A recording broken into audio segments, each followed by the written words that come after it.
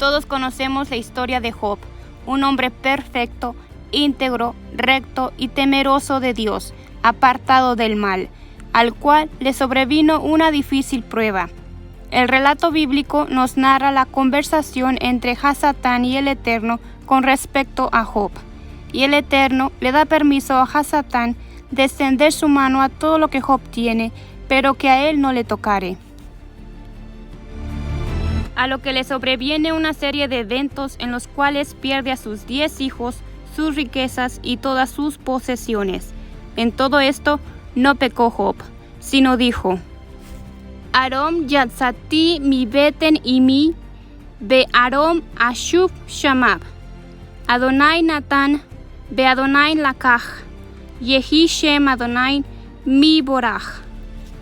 Desnudo salí de vientre de mi madre, y desnudo volveré allá. Adonai dio, y Adonai quitó.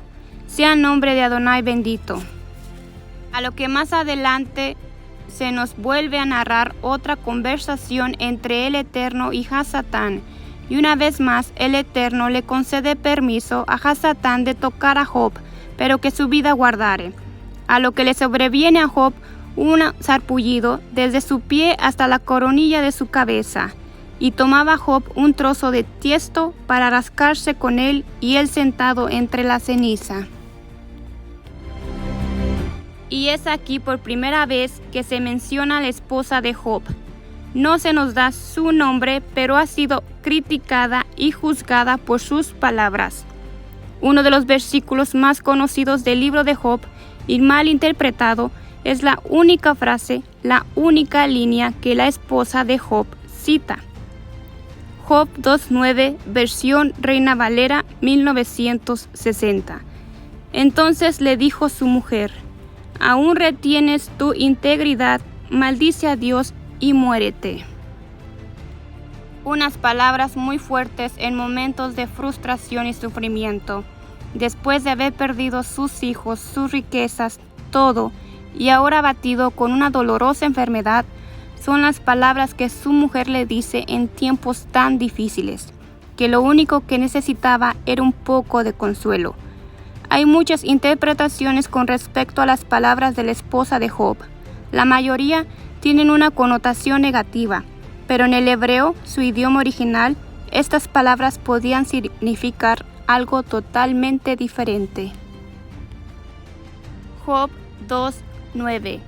Batomer lo ishto, odeja mahasik, betumateja, barej Elohim bamut. Veremos algunas palabras de este verso que han sido mal interpretadas y traducidas. En el hebreo bíblico, las palabras tienen un significado, el cual se le puede dar diferentes aplicaciones de acuerdo al contexto. El hebreo del libro de Job es muy complejo y difícil de traducir correctamente. Lo primero a notar, y tal vez lo más importante, es la palabra barej. Ella dice: Barej Elohim bamut, bendice a Elohim y muere.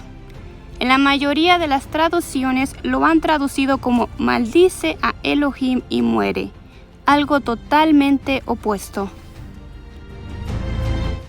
La palabra berej o baraj aparece 310 veces en la Biblia y es traducida como bendecir, pero es diferente en el libro de Job, y lo podemos ver en el texto de Job 2:5.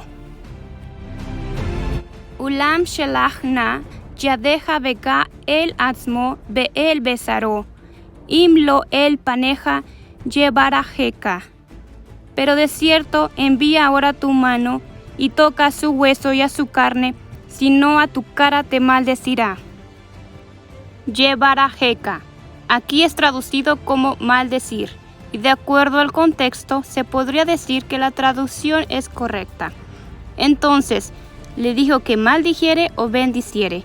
¿Cuál traducción es correcta? Veamos algunas interpretaciones. Algunos interpretan que la esposa de Job era una mujer apartada de la fe, o que había perdido la fe a causa del sufrimiento y la pérdida que ella también experimentó. Otros interpretan que Hasatán la usó como un instrumento para hacer pecar a Job, así como Eva fue usada para hacer pecar a Adán. por eso le dice que maldijera a Dios. Algunos interpretan sus palabras como una expresión de su propia frustración. No podía soportar ver a su esposo sufrir, y tal vez la muerte sería lo mejor. Hay un midrash que explica que ella le dijo esas palabras porque ella creía que esa enfermedad y ese sufrimiento llevarían a Job a maldecir y pecar contra el Eterno, y sería mejor morir sin pecado que cometer tal pecado y renegar de la voluntad de Dios. Bendice a Dios antes de que te mueras. Pero no hay que ignorar o pasar por alto que la esposa de Job también sufrió esta difícil prueba. Ella también perdió sus hijos, su riqueza, todo lo que tenían. Compartió el sufrimiento junto con su esposo.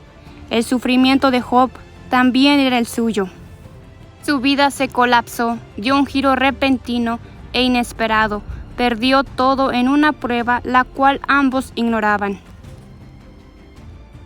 La palabra integridad, tuma, también puede significar inocencia. También, de acuerdo al contexto, podría traducirse como aún te mantienes inocente, aún crees que eres inocente, que esto que te ha acontecido no es tu culpa. Como sus amigos de Job también lo acusaron de haber pecado y por eso le sobrevino todo ese mal. Aún te mantienes inocente, bendice a Dios y muere. Job 2:10. Y él le dijo: como suele hablar cualquiera de las mujeres necias, has hablado. De cierto, el bien aceptaremos de Dios y el mal no aceptaremos. En todo esto no pecó Job con sus labios. El Midrash explica que una mujer necia o fatua se refiere a cómo habla una mujer que no conoce de Dios, que adora sus dioses falsos cuando todo está bien en su vida. Pero cuando las cosas no están bien y hay situaciones difíciles, maldice a sus dioses. Job le dice: acepta lo bueno y lo malo, adora al Eterno en las buenas y en las malas, en los momentos de alegría y de tristeza, en las subidas y en las bajadas. A todo esto no pecó Job con sus labios. Con sus labios. No maldijo a Dios, pero pecó en su corazón cuando maldijo el día que había nacido, maldiciendo también al Creador que le dio la vida. No se hace más mención sobre la esposa de Job. Solo al final se nos dice que el Eterno le recompensa con 10 hijos más, además de tener las más hermosas hijas en toda la tierra, también le devolvió su riqueza y posesiones.